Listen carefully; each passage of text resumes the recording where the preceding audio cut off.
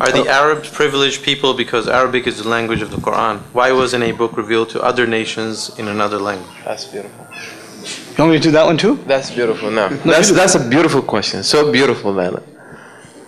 You and I are both the answer to that, because we're both non-Arab. Yeah. Well, I used to be non-Arab. Yeah, me too.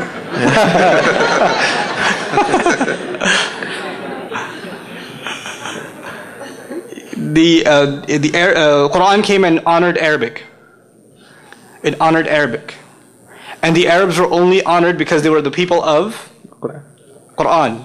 So Quran gave the Arabs honor, right? And if you want that honor, then it's not based on race or color of skin or what geographical location you come from. You know what it comes from? Knowledge of the language of revelation. So nothing is lost in translation.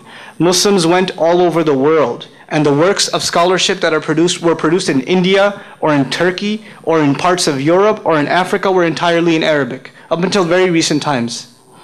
All of the works of the non-Muslim scholars were entirely in Arabic. Islam gave honor to all nations and said the most noble among you are the ones who are the most pious.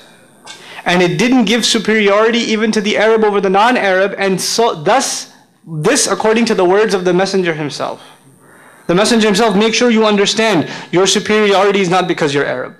You're not. No Arab is superior to a non-Arab, no white to a black, no black to a red, and all of that. The Messenger made it clear in his final address. Sallallahu Alaihi Wasallam. But the honor, if you want to be honored, it is how connected you are to this Quran. And it became the universal language. It's, like how we say ESL, right? Or even, Spanish is a second language, French is a second language. The Muslims, wherever they went, they didn't eliminate the local language, but they always added Arabic as the second language. And now you're, and even if you don't know Arabic, by the way, you're equal. Actually, one last proof of that.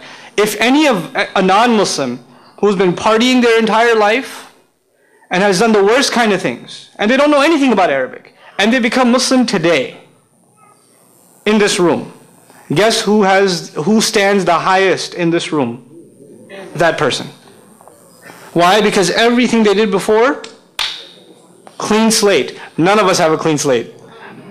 So we're all jealous of this guy. Can you please pray for me? Because you're doing pretty good. So you've got it made. This person's in a higher position than anybody else. So it's not about language, or the language actually, the only thing that's noble about the language is that it's the language of revelation. Now, why not any other language? When you go down that road, and you say, why not any other? Why not this language or that language or the other language? Then you are not addressing why this language. Forget why not that. Answer, why this? Why this? You have to change the direction of the conversation. What is amazing about the Arabic language that makes it so suitable for revelation?